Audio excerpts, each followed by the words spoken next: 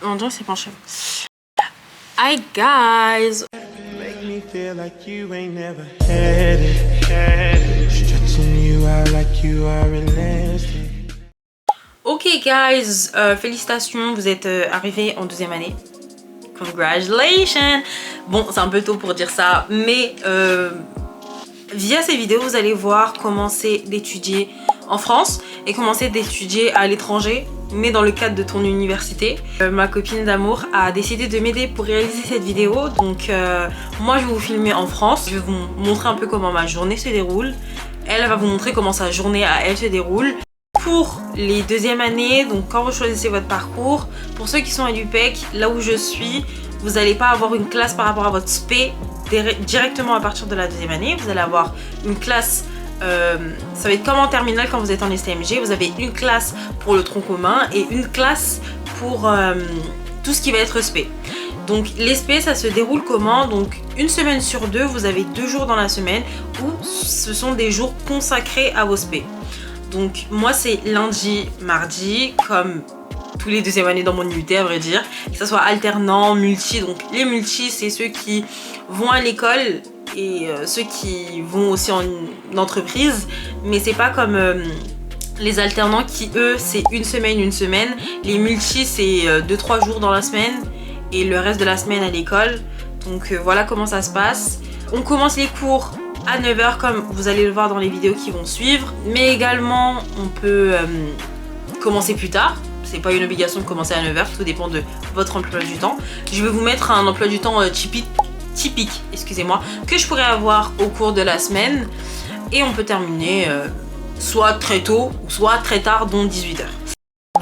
Coucou, je m'appelle Marlène, je suis une des copines d'Abigail et je vais vous présenter comment j'ai fait pour partir, pour faire un semestre à l'étranger, du coup à Montréal, au Canada. Alors moi ça commence du coup en première année, premier semestre, du coup c'est là où tout compte, tout essaie d'avoir les meilleures notes pour pouvoir partir à l'étranger, parce qu'après au 2e semestre c'est là où du coup tout est fixé, où il y a tous les trucs administratifs. Donc faut savoir que moi mon unité, donc c'est ma Fontainebleau, il y avait plusieurs destinations au Canada, donc Montréal, d'autres villes du Canada, mais c'est un peu des villes perdues, genre c'est comme si t'allais un peu dans le 7-7 du Canada quoi. C'est toujours dans le Québec, il n'y a pas en dehors du Québec, il y avait Corée, des pays en Amérique latine, Pays-Bas, voilà. Et du coup, moi pour aller au Canada, j'avais besoin de 12 de moyenne générale. Et en anglais, il y a Montréal, t'as une école du coup, moi je suis, où tous les cours sont en anglais. Du coup, tu devais avoir une assez bonne moyenne en anglais, je crois que c'était 14 ou plus, je crois, un truc comme ça. Et après, tu avais des écoles aussi, toujours au Canada, mais qui sont en français. Du coup, ça, on s'en fiche un peu de ton anglais, c'est juste avoir une bonne moyenne générale. Je sais que par exemple, pour aller dans les pays d'Asie, genre comme Corée du Sud, Malaisie, etc., il fallait avoir au moins 13,50 de moyenne générale. C'est pas si facile que ça, d'avoir 13,50, en tout cas à l'UT où je suis. Bref, voilà, j'ai eu ma moyenne, du coup, ça. Moi, j'avais 15 de moyenne, etc., de moyenne en anglais. Du coup, j'ai pu partir. Voilà, quand vous savez que vous pouvez partir et que vous-même vous pensez que vous êtes sûr de pouvoir partir, faites votre passeport, parce que moi j'ai attendu assez tard, j'étais en full stress, j'ai fait mon passeport, on était fin avril, j'ai eu mon passeport je crois 2 semaines avant de partir. Du coup 2 semaines avant, moi je pensais que j'allais pas partir, dans ma tête c'était mort. Je restais en France quoi. Et j'avais même pas d'appart, j'avais rien. Bon, j'ai quand même fait les trucs administratifs au cas où, mais il y avait des galères parce que justement j'avais pas mon passeport. C'était galère, bref. J'ai mes trucs administratifs, vous n'avez pas besoin de visa vu que vous restez moins de 6 mois. Ouais, on arrive en août, on repart en décembre, vous arrivez fin août quoi. Et du coup c'est environ 4-5 mois. Vous n'avez pas besoin d'un passeport, vous avez besoin d'un AV, mais dans tous les cas c'est votre UT qui vous dira tout ça. Les trucs administratifs c'est pas trop compliqué, à part pour l'assurance France-Canada. Faut faire attention parce que ça prend un petit peu de temps à venir, environ 2 semaines, du coup faut essayer d'être dans les délais. Comment j'ai fait niveau financier? Niveau financier, comment j'ai fait pour venir? Il faut savoir que moi j'ai la bourse du Crous, du coup je savais déjà que je voulais partir, du coup je mettais de côté au maximum. En mettant de côté, j'étais environ dans les 1000 euros. Ensuite, j'ai fait mon stage de première année, ils m'ont payé. Donc ça m'a fait genre dans les 300 balles. Ensuite, dans ce même stage, j'ai travaillé 1 mois et 2 semaines dans ce même stage. Juste avant de partir, j'ai commencé à travailler le 3 juillet. J'ai arrêté le 10 août, j'ai arrêté parce que je suis partie au Canada le 16 août. Du coup, j'avais environ pratiquement 3000 euros. J'avais 3000 euros pratiquement dans mon compte. Faut savoir que je ne paye pas mon loyer. C'est mes parents qui payent mon loyer. Du coup, en tout cas, ça part déjà. Et tout le reste, c'est moi qui paye. Du coup, c'est pour ça qu'il faut faire attention à ces comptes. Mais il faut savoir que le dollar canadien est moins fort que l'euro. Ça veut dire que quand vous allez payer, je sais pas, vous allez payer des pâtes à 5 dollars. Ça va vous enlever de vos comptes en banque 2 ou 3 euros, genre. Vous n'allez pas payer tout. Du coup, en vrai, c'est comme si tu étais riche au Canada, quoi. Mais il faut faire attention parce que quand tu penses comme ça, l'argent part très vite. Du coup, il faut faire attention à son argent.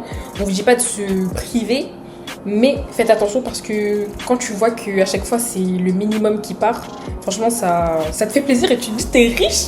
Mais quand tu vois que tu as moins d'argent, c'est compliqué. Par exemple, ici, j'avais fait des courses. Mes premières courses, c'était quoi? C'était genre 40 dollars. J'ai payé 20 euros. Franchement, qui dit mieux? J'ai trouvé mon appartement. Mon appartement, je l'ai trouvé sur Facebook. Donc, vous allez sur la barre de recherche Facebook, vous tapez français à Montréal, appartement Montréal, apartment for rent à Montréal, tous ces trucs comme ça, étudiant à Montréal. Vous allez sur la marketplace de Facebook, vous tapez genre appartement, colocation, vous mettez la zone géographique. Vous regardez les trucs, faites attention, il peut y avoir des arnaques. Dans les commentaires, quand les gens ils vous mettent des liens, c'est du fake. Quand vous pensez trouver un truc, posez plein de questions, demandez à avoir des photos des colocataires si possible, une description des colocataires, si vous êtes en colocation, si vous n'êtes pas en colocation, franchement plein d'images de l'appartement, si vous avez quelqu'un déjà sur les lieux qui peut vous visiter. Moi je sais que j'ai mon cousin qui habite à Montréal, du coup c'est lui qui faisait mes visites vu que j'étais en France. C'est lui qui faisait mes visites, les trucs comme ça. S'il pouvait être en contact avec les colocataires, il est en contact avec les colocataires. Si vous voulez pas de colocataire et que vous prenez un truc seul, demandez plein de vidéos. Pas que des photos, des vidéos bien pour être sûr que ce soit le même truc. Vous arrivez sur les lieux, faites un état des lieux au cas où, comme ça avant de partir vous avez votre état des lieux, comme ça s'ils veulent vous dire que toi t'as fait ça, mais non j'ai ma vidéo, tchac, voilà. Ne vous faites pas arnaquer, bien sûr même au niveau des prix, dans tout cas vous allez vite voir que les prix c'est souvent les mêmes qui reviennent. Dans une colocation, payez pas plus de 700 dollars pour une colocation. Après ça dépend où vous êtes situé, quand t'es situé vraiment au centre-ville, tu vas payer, mais tu peux en trouver quand même. Tu vas payer, mais tu peux en trouver, voilà, bien. Mais quand t'es un peu éloigné du centre-ville, tu peux trouver des colocations à 400 dollars. Après, ça dépend de l'état de l'appartement, de l'état de sécurité. Voilà, si c'est un vieil appartement, il va te le faire moins cher, des trucs comme ça. Moi, je suis dans un bon appartement, je paye 775. De base, c'était 700, mais c'est augmenté parce que, voilà, des trucs. Mais voilà, ça me dérange pas parce que, voilà, quoi. Et aussi, avec mes parents, on a regardé, ça les dérange pas, du coup, voilà. Si ça dérangeait mes parents, vous avez capté. Et voilà, franchement, pas besoin de payer plus de 700 dollars pour trouver une bonne colocation. Après, si vous voulez un truc tout seul, ça va être plus compliqué. Il faudra fouiller pour trouver des trucs en dessous de 1000 dollars.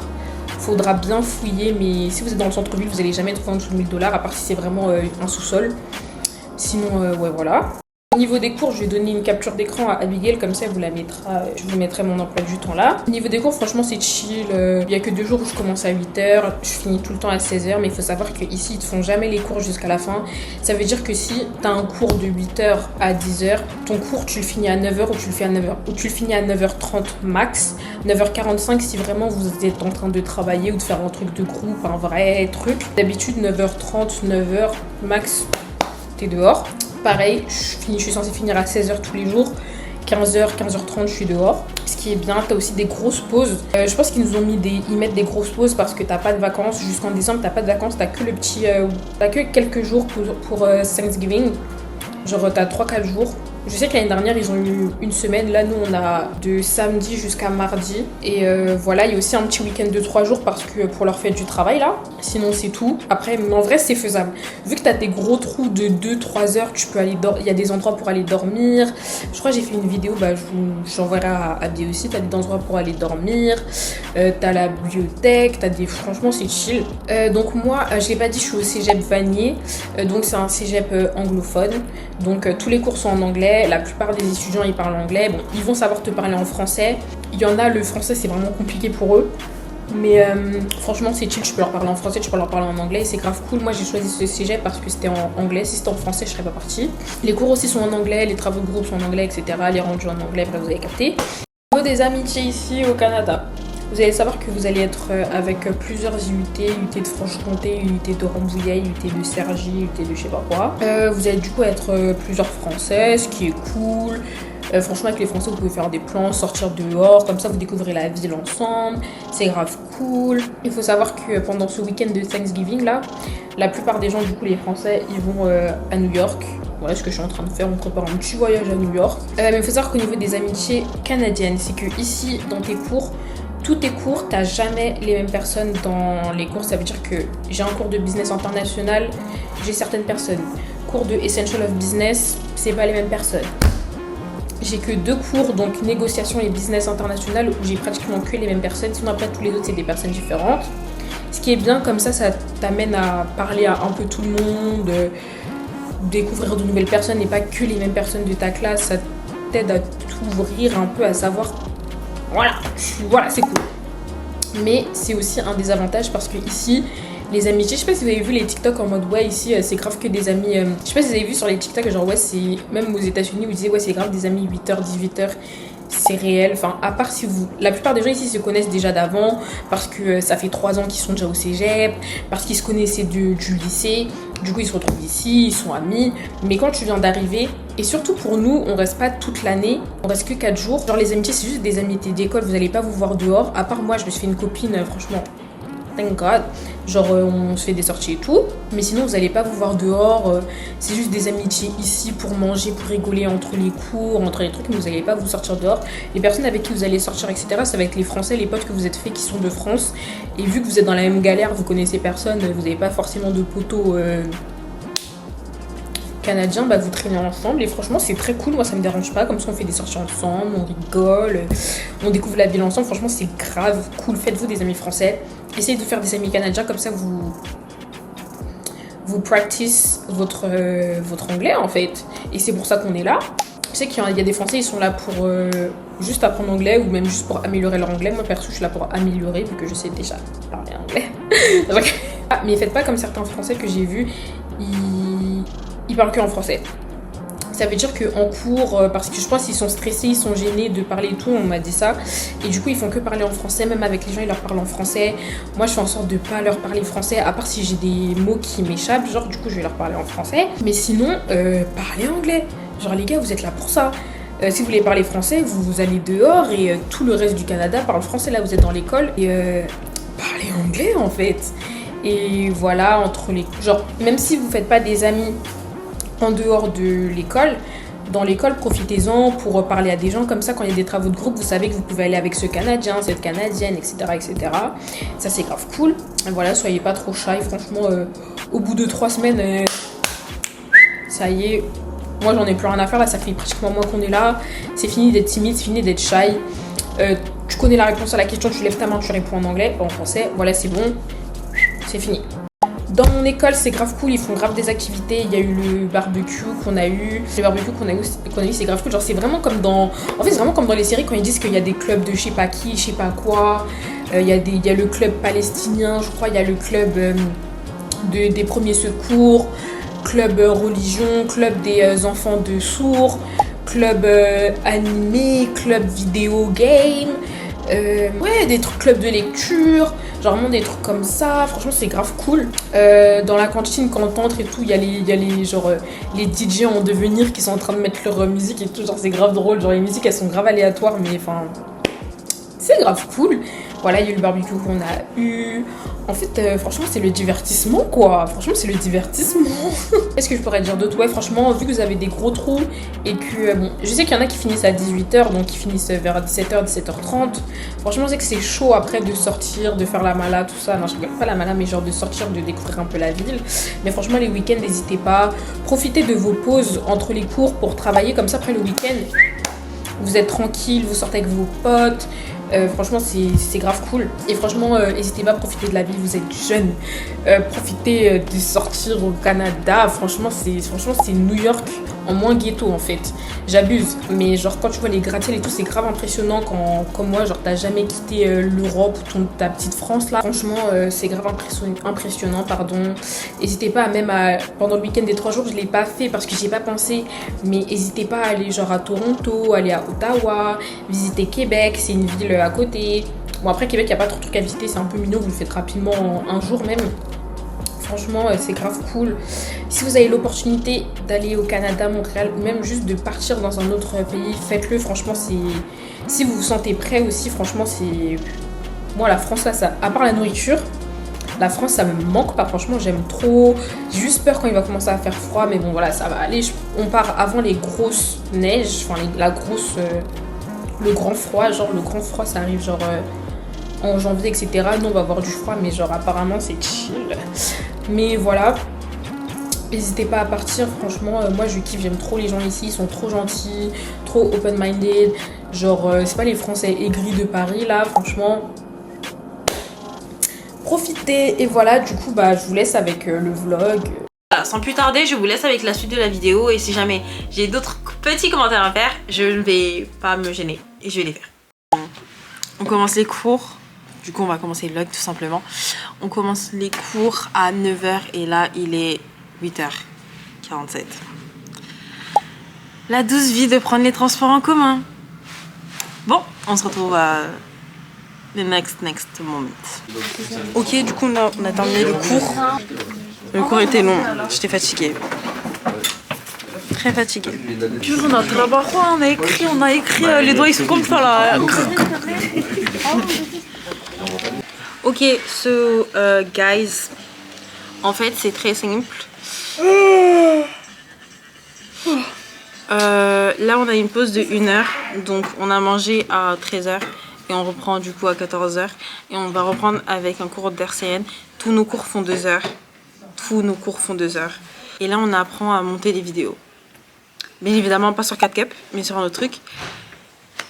Et du coup on va apprendre ça pendant 2 heures. Le premier cours qu'on a eu, il nous a montré un peu tous les types de qualité de vidéo qu'on pouvait avoir, avec les résolutions aussi. Donc voilà. Ok, du coup là il est 16h, on a terminé les cours. On rentre à la baraque. On a eu RCN. On doit faire une pub. Et voilà. Au revoir les gens, bonne journée. Attends, on ne doit pas. Viens. Bonne journée à vous et profitez de votre vie et soyez heureux les gars. Soyez heureux les gars. Ok guys, aujourd'hui c'est la journée la plus remplie. C'est pour ça que je filme. Hier j'ai pas filmé parce que j'avais que 2 cours, ça servait à rien. Là on a cours toute la journée, on commence à 9h, on termine à 18h. On a une matière qu'on avait l'année dernière, je vous mettrai les noms des matières. On a tableau de bord commercial et on termine avec psychologie du travail. Donc voilà, changer la PP. Nous sommes le 25 septembre et streamer l'album de K-pop Demon Hunter. Ouh! Oh my gosh, that's so weird. Yeah. Ok, du coup, là on doit faire une revue de presse. C'est quoi qui te dégoûte, Manel? Est-ce que le ballon d'or, c'est pas... Branchez-vous les gars, branchez-vous. Il n'y a pas assez de matière. Du coup, là on est en train de faire une revue de presse. Et moi et... On n'est pas en train d'en faire une, on va en faire une. Ok, bref. Et moi et Christine on a choisi la secte Moon, Christy et moi. Au revoir. Du coup, guys, là on a eu tableau de bord commercial. On a terminé. Maintenant, on va avoir 4 heures de psychologie du travail, je crois.